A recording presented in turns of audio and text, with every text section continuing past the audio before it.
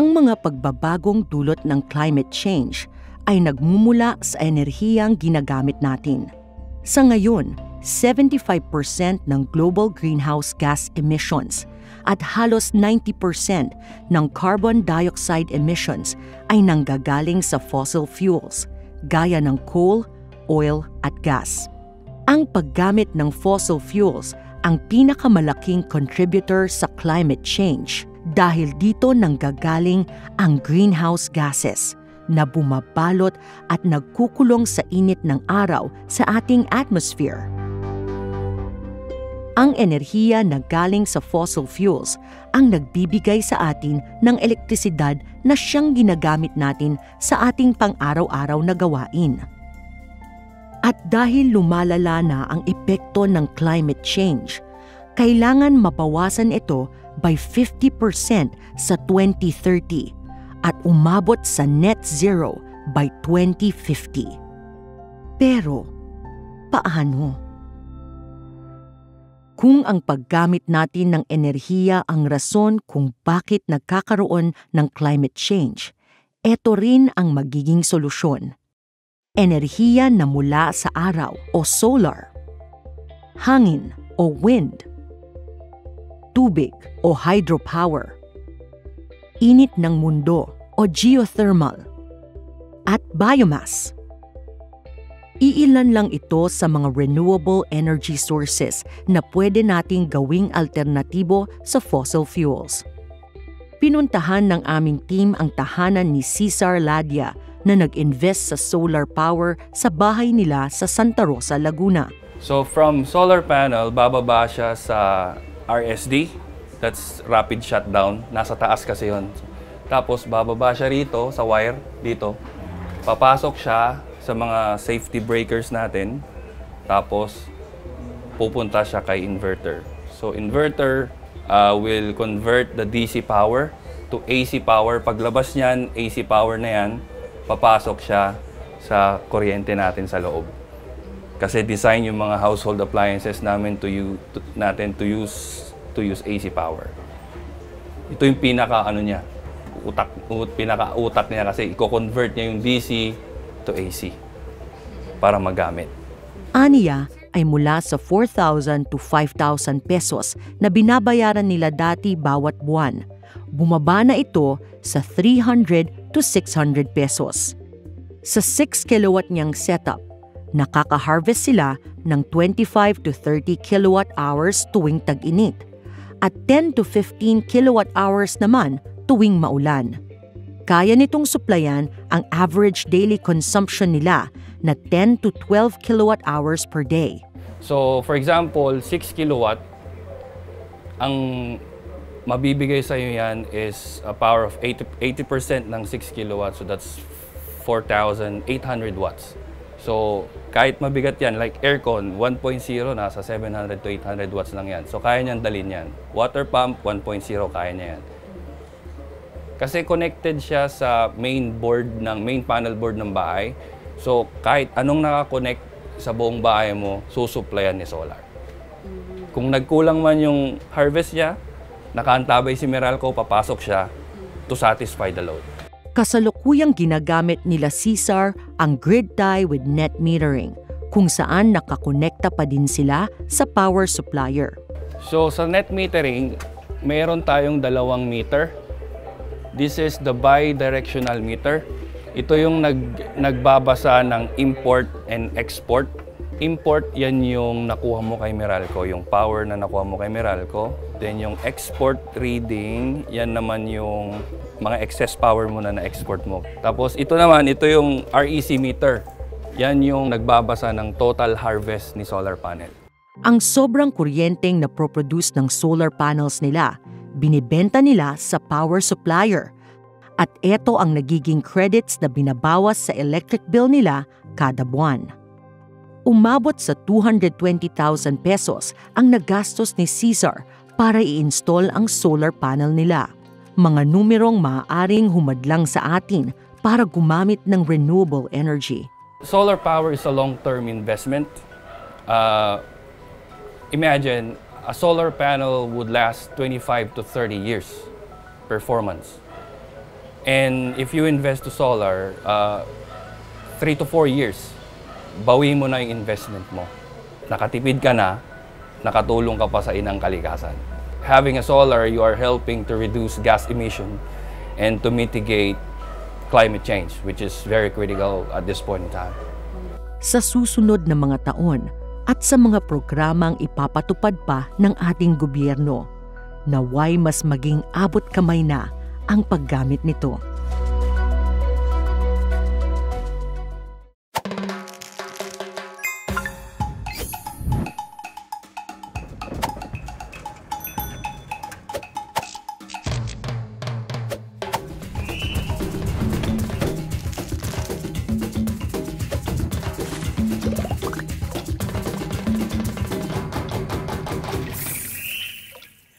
Napakalaki ng potensyal ng Pilipinas sa paggamit ng renewable energy.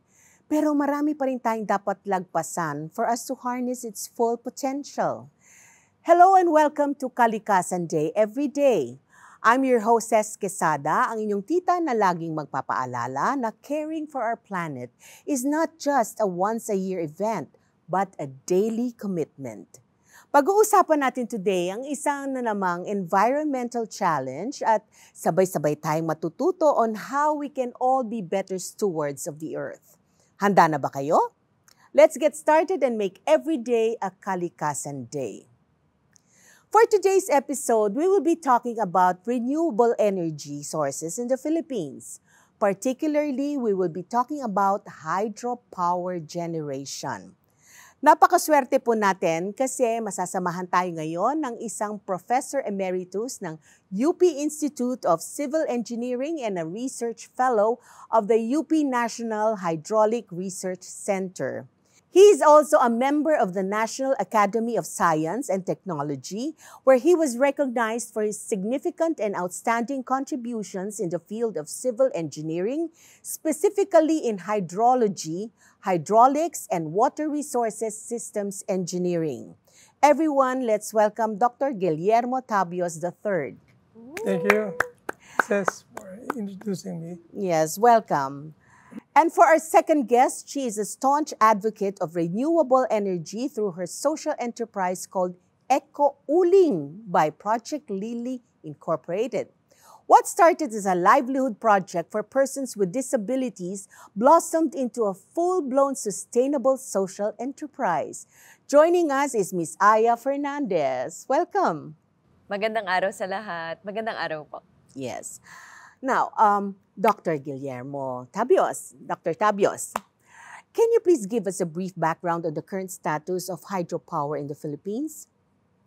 Yeah, what I know from the statistics published by, I think, NEDA, about 4% of our power source is from hydropower. Mm-hmm. I think it's a small amount, it's a small portion of the renewable energy sources we have, which is about 30% of the country's power source. The rest, I understand, is 70% coal with some oil. Now, if you look at the oil power source in particular, I think we have so many islands. And in those small islands, what they call the missionary power sources are really fossil fuel or oil or diesel powered sources. So I think it seems like we can do so much, in a small island. Yes. You need those. But as far as coal, the big parts of the big islands, Luzon, Visayas, or Mindanao and Luzon in particular, it's dominated by coal. Mm-hmm. Now, if I look at Mindanao, for instance, in the early 2000 or even early 1980s, about 60 to 70% of power in Mindanao is hydropower. And that's changed a lot now because I think only about 30% is hydropower. Mindanao is quite a good topographically, geographically. You can locate a lot of hydropower sources, but perhaps even Luzon actually. Mm-hmm. But as far as hydropower, I really believe that it's one major, supposedly, sources of renewable energy that we can invest on, but somehow the government, or perhaps government I would blame mainly for not really investing in hydropower. Okay, And that's something to do with Ipiralo, perhaps. But that's a big story. if you invoke the Ipiralo. Yes. You mentioned a while back that hydropower is only 4.1% of our renewable energy. Do you think we're not maximizing it? And if so, why aren't we maximizing it? That's again going back to how we maybe make it a government program to invest. But again, if you want me to invoke IPIRA law, after 2000, we have already essentially stopped government to invest in large in hydropower plants, except for small ones, which can be done by private companies. Why? We cannot. When I say hydropower, if you really think about hydropower generation, large scale, you need a reservoir associated, not those run-of-the-river hydropower plants. I think the biggest run-of-the-river I know is only about 40 megawatts. But the hydropower associated to the reservoirs like Angat, Magat, your San Roque, or even Pantabangan, more than 200 megawatts. San Roque is about 400, Magat is even bigger, megawatts, installed capacity in each of those large reservoirs, compared to small run-of-the-river, only 5 or 8. Again, the maximum is, I think, 40 megawatts that's in Davao, Sibulan hydropower. In any case, if I think about a hydropower plant with an associated reservoir, it will itself be a battery. It won't require a battery like the solar power or wind power, that if you want to have 24/7 hydropower, you just you make use of the reservoir as your battery, and then when you generate power, you just open the gates to your hydropower turbines. But if you think about solar, you get maybe 8 hours, 6 hours, 8 hours solar power. Then in the evening, you have to store that. I mean, to be able to use solar power in the evening, you have to have the battery. Same thing with wind power. So that's where I come from as far as maybe advocating hydropower generation. So, so what do you think are the obstacles in pursuing this track of having hydropower as a main source of renewable energy in this country? You mean large scale hydropower generation? Yes, large scale. Yes. I think the investments, if you put up a reservoir, you really need lots of money. Yeah. Maybe like, for example, the scale of Angat now, maybe you need 50 billion. And private companies cannot do that. I don't think you can loan as much as 50 billion compared to the government who can do that. And they were able to do that. Those large scale, like Magat, government build those, Magat or Angat or San Roque, because they're the government. They can get loans for less than 1%. These ODA loans, less than 1% a year per annum interest. But private companies, I haven't seen a private company that's able to loan that much. If they have plenty of money, they will have their maybe 80% equity to be able to do that. If it's a 10 billion investment, they will have their 8 billion, but not maybe 8 billion to loan for a 10 billion project. So again, you can look at the IPIRA law, why the government could no longer invest in those large-scale hydropower reservoirs. Okay, let's get to you, Aya, about your Eco-Uling.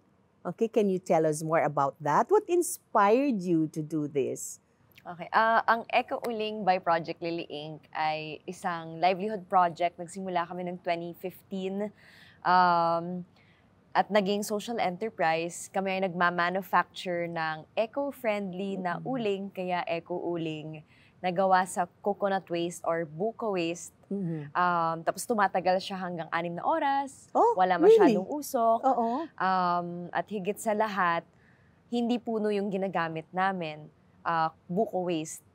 We save 1 tree sa kada 12 kilos ng eco-uling na nagagawa namin. Nagsusupply kami sa mga restaurants currently or yung tinatawag na B2B kasi business to business yung mga customers namin at the moment.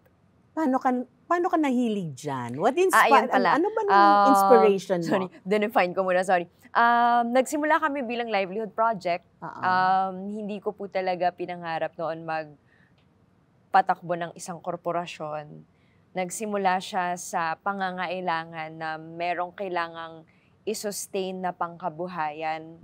Nagsimula kasi kaming livelihood project noong 2015 as gumagawa kami ng bags na gawa sa water lily. Hindi yung bulaklak, yung nasa Pasig River na water hyacinth, pero tinatawag nating water lily tayo mga Pilipino. And then in 2016, nag-start na kaming gumawa ng mga uling nga na gawa sa water lily. The technology is from DOST and DENR, pero after a year or after 2 years, nag-fabricate na kami ng sarili naming machine. Nag-source out na kami from China. Then kami na yung nag-fabricate din nun further. Kasi napag-aralan na namin kung saan yung butas para mapadami yung production. Mas marami kaming ma-cater na raw materials o kaya yung basura or biomass waste para maging uling or sustainable na alternative sa uling na kahoy.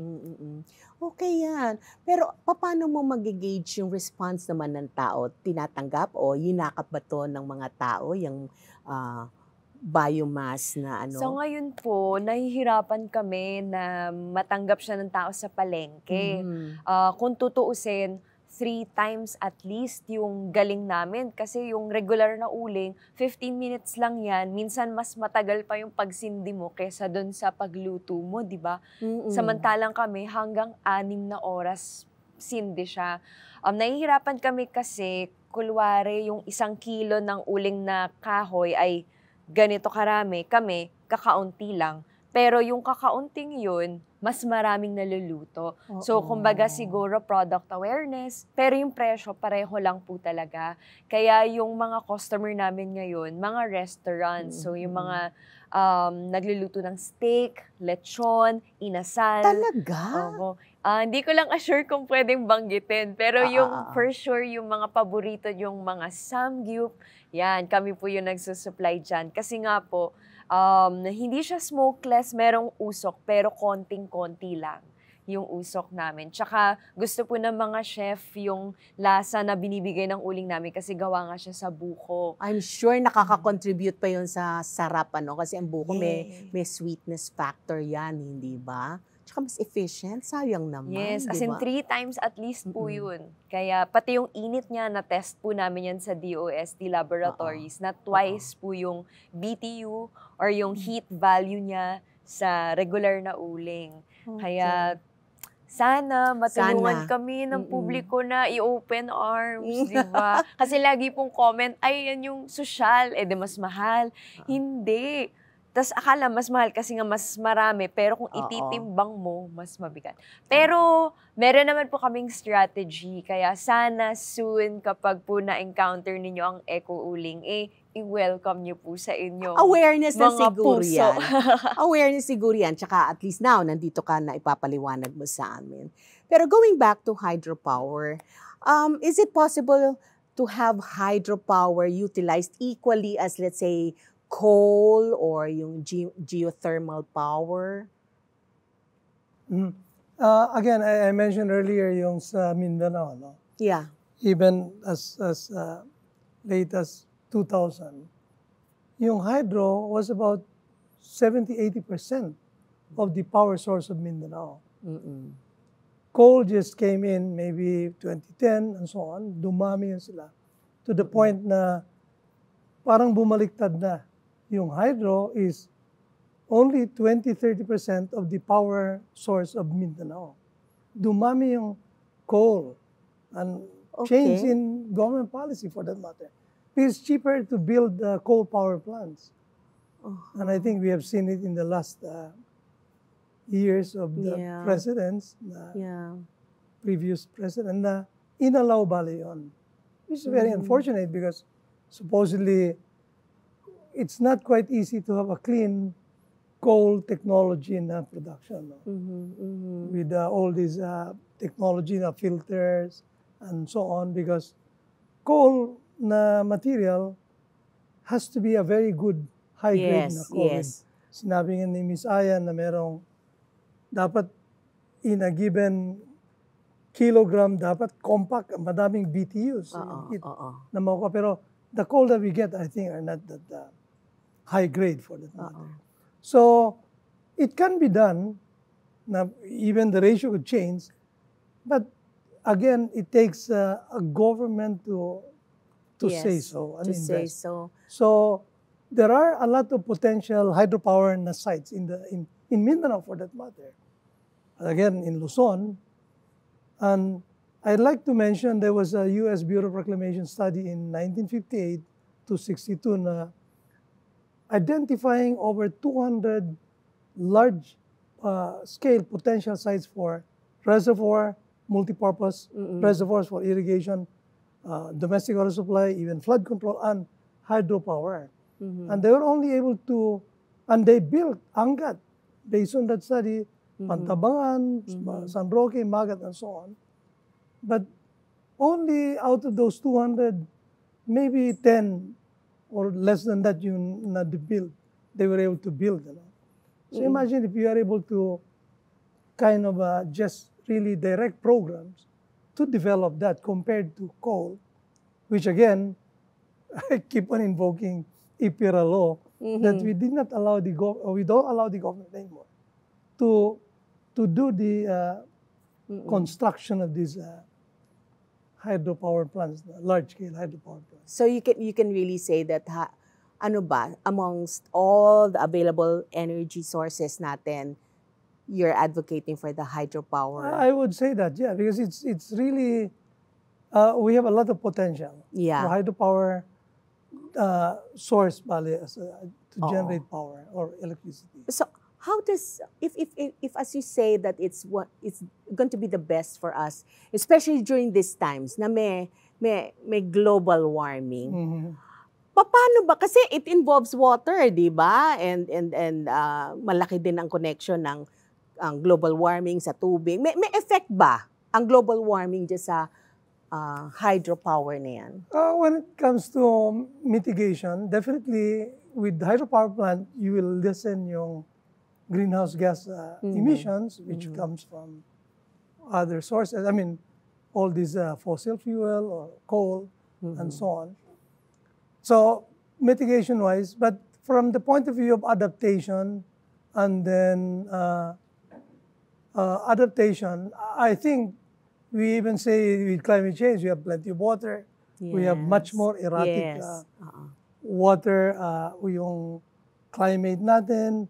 We have what we call much wider hydrologic variability. And in fact, when you want to address hydrologic variability, what happens if you have much variable na hydrology, water coming in from rain, and then becomes stream flow, then that's where you need a reservoir. Because then the reservoir can somehow attenuate yung big variations, because it will be available. During the wet season, you store. Dry season, then you can. So, ma-level up mo yung variability na yan. Another thing with and hydropower based on with associated reservoir, that's what I'm talking about, that you can really increase reliability of that. So, as far as adapting to climate change with much hydrologic variability, hydropower with an associated large-scale reservoir is the way to go. Okay, so hydropower is, what you say about hydropower is that it's cleaner energy and more sustainable. Is this what you hope to do also with your eco-uling? Yes. But before ko po sagutin yung tanong, gusto ko lang pong i-emphasize na magkaiba man kami ng renewable energy na industry, pero mayroon po kaming pagkakapareho ng konting problema, konting-konti lang naman, na meron po tayong mga batas na sana ma-update kasi hindi siya nakakatulong sa amin. Kasi nakaka-harm or nakakasira daw kami ng kalikasan. Pero kung ikukumpara natin sa tradisyon na pagkuha ng energy, katulad ng regular na power source, sa amin naman ay nanggagaling sa kahoy, mas malaki yung damage nun sa kalikasan kumpara sa amin. So, sana hinihiling ko, I'd like to take the time and the airtime para maisuwalat yung mensahe na sana yung mga batas natin ma-update para makatulong sa amin na nagpupursige para magamit yung likas na kalikasan natin dito, yung yaman ng Pilipinas ay magamit natin para sa Pilipinas at hindi siya masayang. Okay. And to answer your question, yes, yun po yung gusto namin mangyari. Yes na yes. As in, since we started, yun po ang vision namin, to transform,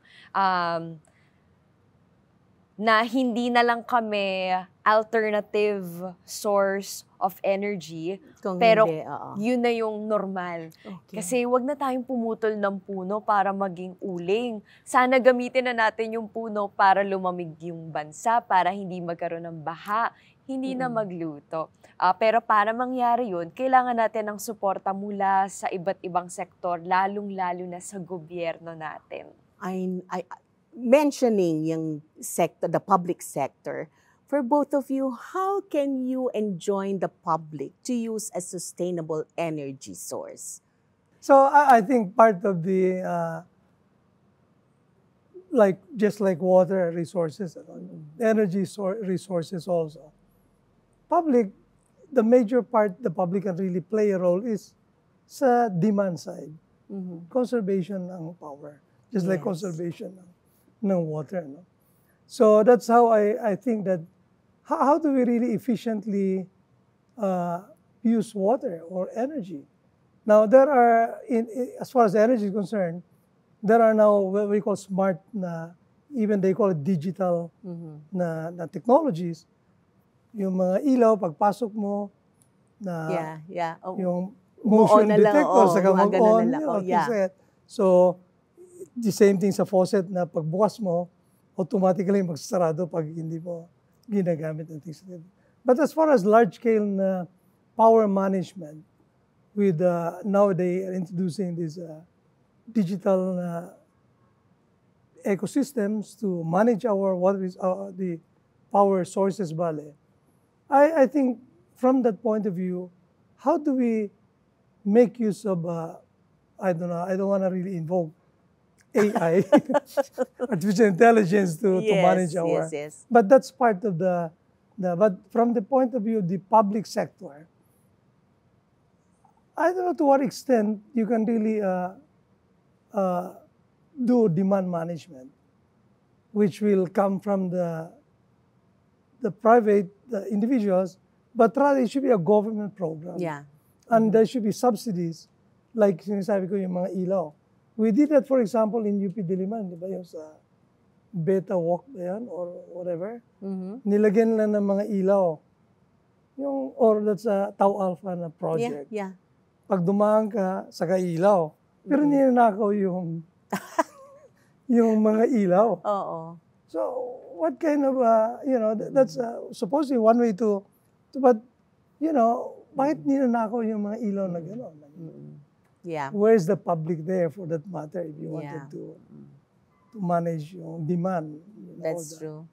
So these are things that I think, of course, from a large-scale point of view as well as from the individual, there should be a way to educate. Educate, yes. And to how to do conservation. Doon talaga bumabalik talaga, no, sa education ng mga tao. Just a short answer to that. Sana siguro kapag narinig niyo yung word na eco-friendly, mas makinig tayo kasi nakakabuti yun sa atin. Tandaan natin na pag yung pagligtas ng kalikasan ay nakakaligtas ng pangkabuhayan at nakakaligtas ng buhay. Mhm. Kaya babalik yan sa inyo 100%. Kaya sana maganda na pakinggan natin, maging bukas tayo. Kasi akala natin mas mahal siya, pero yung pala mas makakatipid tayo at mas hahaba pa yung buhay natin pare-pareho. Everybody happy. Well said, well said. Talaga namang ang dami nating mga bagong natutunan today. So maraming salamat po sa inyo, no, Doc?